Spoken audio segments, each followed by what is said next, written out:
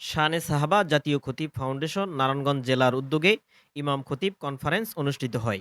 বৃহস্পতিবার দুপুরে মদনপুরস্থ গার্ডিনিয়া rooftop restaurant and party সেন্টারে মাওলানা আলাউদ্দিন আজাদির সভাপতিত্বে বন্দর ২৫০০, রূপগঞ্জ, ফতুল্লা ও সোনারগাঁও থানার খতিবদের অংশগ্রহণে এ সম্মেলন অনুষ্ঠিত হয়।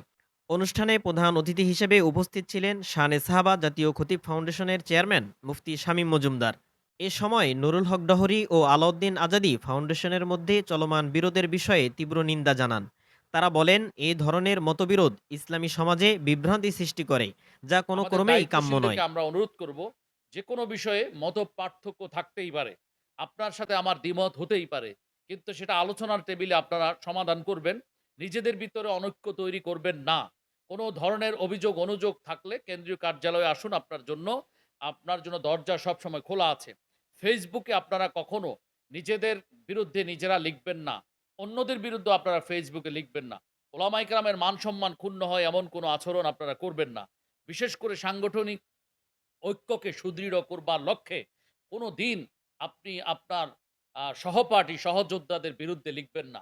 সাংগঠনিক অভ্যন্তরীণ কোনো বিষয়ে ফেসবুকে লেখালেখি করবেন না। আপনাদের সব কথা আমি সংগঠনের ফাউন্ডার, চেয়ারম্যান এবং সিইও হিসাবে আমি শুনবো এবং অবশ্যই সেটা যদি গ্রহণযোগ্য হয়, সেটা আমরা মেনে নিব ইনশাআল্লাহ এবং সবার পরামর্শের ভিত্তিতেই আমরা কাজ করব। দ্বীনি ইসলামী শুরা যেভাবে পরিচালিত হয়, সেই শুরার মাধ্যমে পরামর্শ করেই সংখ্যাগরিষ্ঠ ওলামা ইকরাম, বিজ্ঞ শুরা দায়িত্বশীলগণ যে ওখানে যেভাবে পরামর্শ দিবেন, আমরা সেভাবে কাজ করব ইনশাআল্লাহ। আমি আমাদের সংগঠনের চলমান যে একটা সংকট তৈরি হয়েছে, দায়িত্বশীলদের ভিতরে একটা ভুল বোঝাবুঝির সৃষ্টি হয়েছে। আপনারা বুঝেছেন আমি কি বলতে চেয়েছি।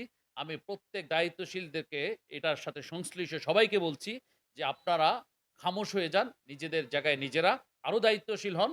কোনো বিষয় থাকলে আমি আপনাদেরকে ইনভাইট করছি, কেন্দ্রীয় কার্যালয়ে আসুন। আপনার সাথে আমরা কথা বলব। আমাদের সংগঠন নিয়ে শুধু আলেমরা নয়, বরং আওয়াম সাধারণও এখন স্বপ্ন দেখছেন। অনেক অগণিত মানুষ আমাদের জন্য দোয়া করছেন।